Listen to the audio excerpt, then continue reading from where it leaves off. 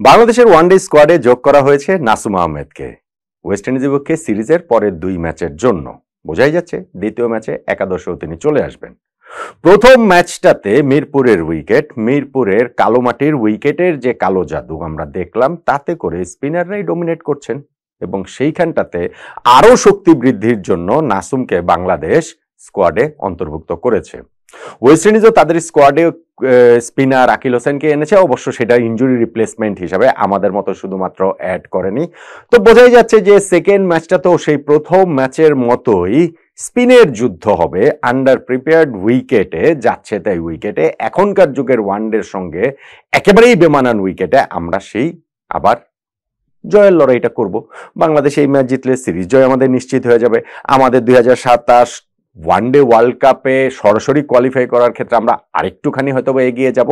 এখনকার বাস্তবতায় সেগুলাই আসলে ভীষণ গুরুত্বপূর্ণ বাংলাদেশ টিমের কাছে মনে হচ্ছে, সম্ভবত বাংলাদেশ ক্রিকেট বোর্ডের কাছেও। এবং বাংলাদেশ ক্রিকেট বোর্ডের যিনি পরিচালক প্রভাবশালী নাজমুল আবেদিন ফাহিম ভাই, তিনি তো এখনো বোর্ডে আছেন, রাইট? ইলেকশন হওয়ার পরও তো আছেন, রাইট? তার বোর্ডটা চেঞ্জ হয়েছে, কিন্তু সেই বোর্ডে তো সেই আমিনুল ইসলাম বুলবুল ভাইয়ের নেতৃত্বাধীনই তো ক্রিকেট বোর্ড রয়েছে, রাইট? আমাদের ক্রিকেট টিমের কোচ, হেড কোচ ফিল সিমন্সি আছেন, রাইট? আমাদের ক্রিকেটাররা মোরলেস একই রয়েছেন, রাইট? এখন আমি এই জানা প্রশ্নগুলো কেন করছি কারণ আপনারা একটু মাস দুয়েক আগে ফেরত যান, ফাহিম ভাইয়ের ওই মিডিয়ার সঙ্গে বলা কথাটা একটু মনে করে দেখুন। পাকিস্তানের বিপক্ষে আমরা সিরিজটা জিতেছিলাম টি-20-তে এবং সেই সিরিজ জয়ের পর মিডিয়ার সামনে এসে এই আগস্ট মাসে, মাস দুয়েক আগে ফাহিম ভাই বলেছিলেন যে পাকিস্তানের বিপক্ষে সিরিজ জিতলো, আমরা মিরপুরে যে উইকেটে খেলেছি সেই উইকেটে খেলে আমরা সন্তুষ্ট না, মোটেই সন্তুষ্ট না, এরকম উইকেটে খেললে আমাদের কোনো উন্নতি হবে না। এবং হেড কোচ ফিল সিমন্স এইটাতে প্রচন্ড রকম বিরক্ত। আমাদের ক্রিকেট বোর্ডের পরিচালকরাও নাকি তাদের বিরক্তি প্রকাশ করেছে এবং ক্রিকেট বোর্ডের মিটিংয়ে এটা নিয়ে আলোচনা হয়েছে। আমাদের ক্রিকেটাররা ভালো উইকেটে খেলতে চান, যে উইকেটে গিয়ে তারা ব্যাকফুটে খেলতে পারবেন, সময় নিয়ে তারা খেলতে পারবেন এবং যে উইকেটটাতে রান হবে, যে কারণে আমরা পরবর্তীতে বাইরে যখন আমরা খেলতে যাই তখন যেন আমরা কম্পিট করতে পারি। তাহলে এই মাস দুয়েক পরে এখন এই ওয়ানডে সিরিজটাতে ওয়েস্ট ইন্ডিজের বিপক্ষে যে উইকেটটাতে খেলা হচ্ছে সেটা দেখে ফাহিম ভাইয়ের আসলে মন্তব্যটা কি? এখনো কি তিনি তার ওই কথা থেকে স্টিক করেন? তিনি কি গতবার যেরকম বলেছিলেন যে এই কারণেই আমরা নেদারল্যান্ডসের বিপক্ষে সিরিজটা গিয়ে আমরা সিলেটে খেলছি, আমরা মিরপুরে খেলবো না, তো ওই উইকেটের গুণগত মানের কি পরিবর্তনটা হলো? শুধুমাত্র উইকেটের কালারটা বাদামি থেকে এখন কালচে হয়েছে, এর বাইরে তো কোনো পরিবর্তন হয়েছে বলে মনে হচ্ছে না। সো ফাহিম ভাই কি এখনো তার ওই কথাতেই ধরে রাখবেন কিনা, ওই জায়গাটাতে ওই অবস্থানটাতেই থাকবেন কিনা যে না এরকম উইকেটে খেললে আমাদের উন্নতি হবে না? উনি তখন বলেছিলেন যে আমাদের সাহস দেখাতে হবে এবং আমরা যদি এই উইকেটে খেললে, আমরা যদি চ্যালেঞ্জের মুখোমুখি হই, সেই চ্যালেঞ্জ নিতেও আমরা আসলে প্রস্তুত। আসলে কি প্রস্তুত বাংলাদেশ টিম? কি প্রস্তুত বাংলাদেশ টিম? যদি প্রস্তুতি হবে তাহলে ওয়েস্ট ইন্ডিজের বিপক্ষে সিরিজে এইরকম উইকেট কেন? কালো মাটির উইকেট কোনো সমস্যা না, এটা কোনো সংকটের জায়গা না। মিরপুর স্টেডিয়ামে আগেও কালো মাটির উইকেট শুরু 4-5 বছর ছিল এবং একটা সময় আমরা দেখেছি যে এই উইকেটে কত ভালো উইকেট ছিল, যেখানে রানও করা যায়, যেখানে বোলাররাও সুবিধা পান, ব্যাটসম্যানরাও সুবিধা পান। এই এখন উইকেট এরপরে গত 10-15 বছরে যেটা হয়েছে, বেশিরভাগ সময় আমরা আন্ডার প্রিপেয়ার্ড উইকেট করেছি, যেই উইকেটে আসলে খেলার যোগ্যই না আসলে। আর এখনকার ওয়ানডে ক্রিকেটে প্রথম ম্যাচের পর বোঝা গেছে যে এই সিরিজের বাকি 2টা ম্যাচেও এই 200 রানই আসলে অ্যাভারেজ, 200 রানই আসলে স্ট্যান্ডার্ড, যে কোনো টিম আগে ব্যাটিং করে মোরলেস 200-200 করতে পারলেই তাদের জয়টা একরকম নিশ্চিত। বাংলাদেশ হোক ওয়েস্ট ইন্ডিজ হোক, 2টা দলের অবস্থা একই রকম। তাহলে বাংলাদেশ ক্রিকেট টিমের মানসিকতায়, ক্রিকেট বোর্ডের মানসিকতায় ওই চেঞ্জের জায়গাটা কি আসলে আসলো কিনা? এই যে নাসুম আহমেদকে ইনক্লুড করা হয়েছে সেটা নিয়ে আরো কয়েকটা কথা না বললে নয়, যে আমাদের নির্বাচক কমিটি এখন যেটাতে গাজী আশরাফ হোসেন লিপু ভাই এবং হাসিবুল হোসেন শান্ত ভাই রয়েছেন, তাদের কাজটা, শান্ত ভাই তো জাস্ট নতুন আসলেন, লিপু ভাই তো রয়েছেন প্রায় 20 মাস ধরে তিনি আছেন, তাদের কাজটা বেশ মজার এই সেন্সে আমি বলছি, ধরেন আমরা কিরকম উইকেটে খেলবো, আমাদের টিমের শক্তি কি, প্রতিপক্ষের শক্তি দুর্বলতা বিবেচনা করে আমরা আসলে কোন আক্রমণ নিয়ে আমরা আসলে খেলছি, মানে কোন আমরা স্কোয়াড তৈরি করব, এই বিষয়ে কি কোনো সমন্বয়ের জায়গা নেই?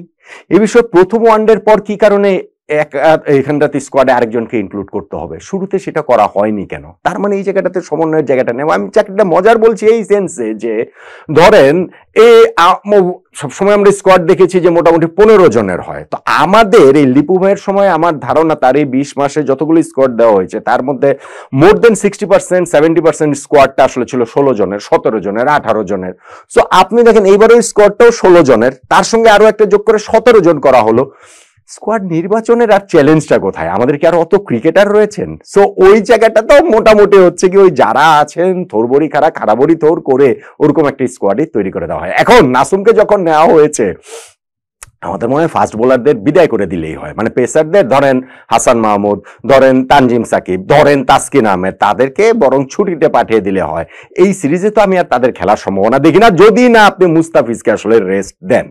প্রথম ম্যাচটাতেই দেখা গিয়েছে যে আমাদের ওইখানটাতে মুস্তাফিজের সঙ্গে তাসকিন ছিলেন পেসার হিসেবে, 2 পেসার, আর সঙ্গে 3 স্পিনার ছিলেন ওই জায়গাটাতে আমাদের রিশাদ, তানভীর এবং মেহেদী হাসান মিরাজ। এখন তো মনে হচ্ছে ভাই সেকেন্ড ম্যাচটাতে তাদের সঙ্গে তাসকিনের জায়গায় ঢুকে যাবেন এই জায়গাটাতে নাসুম আহমেদ, অর্থাৎ আমরা 4 স্পিনার নিয়ে খেলবো। যদি আমরা 4 স্পিনার নিয়ে খেলি, সাইফ হাসানও অকেশনাল স্পিন করেন, সো ওই জায়গাটাতেও একটা অপশন ক্যাপ্টেনের হাতে থাকবে।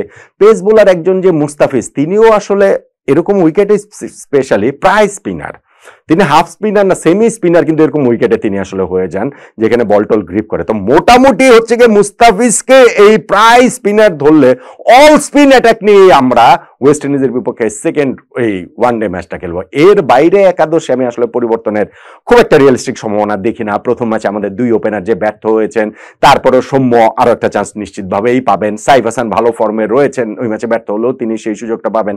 শান্ত এই ম্যাচে কিছু স্কোর করেছেন, হৃদয়ের সাথে ভালো একটা পার্টনারশিপ হয়েছে। মিরাজ তো তিনি এইখানটাতে ক্যাপ্টেনি, নুরুল হাসান মাহিদুল অঙ্কন তিনি হচ্ছে গিয়ে ডেবু ম্যাচে দলের টপ স্কোরার ছিলেন। নুরুল হাসান সোহান কিছুটা হয়তো ব্যর্থ হয়েছেন ব্যাট হাতে, কিন্তু উইকেট কিপিং হিসেবে তিনি হচ্ছে গিয়ে দুর্দান্ত করেছেন। যে 4টা তিনি ক্যাচ নিয়েছেন, আমার ধারণা এইখানে উইকেট কিপার যদি জাকের আলী অনেক থাকতেন 2টা ক্যাচ অন্তত পক্ষে ফেলে দিতেন, আমার ধারণা নাও ফেলতে পারতেন, কিন্তু কিপার হিসাবেই সোহান আসলে অনেক এগিয়ে। সো একাদশে তার জায়গাটা নিয়েও আমি অন্তত এই ম্যাচটাতে কোনো কোয়েশ্চেন দেখছি না। ফলে ওই জায়গাটা থেকে বোলিং অ্যাটাক যেটা আমাদের ফার্স্ট ম্যাচে ছিল 3 স্পিনার এবং 2 পেসার, এই ম্যাচে গিয়ে 4 স্পিনার 1 পেসার, অলমোস্ট 4.5 স্পিনার এবং আধা পেসার মুস্তাফিজের হিসাব যদি করি, ওই একটা জায়গাতেই আমাদের চেঞ্জটা আসবে।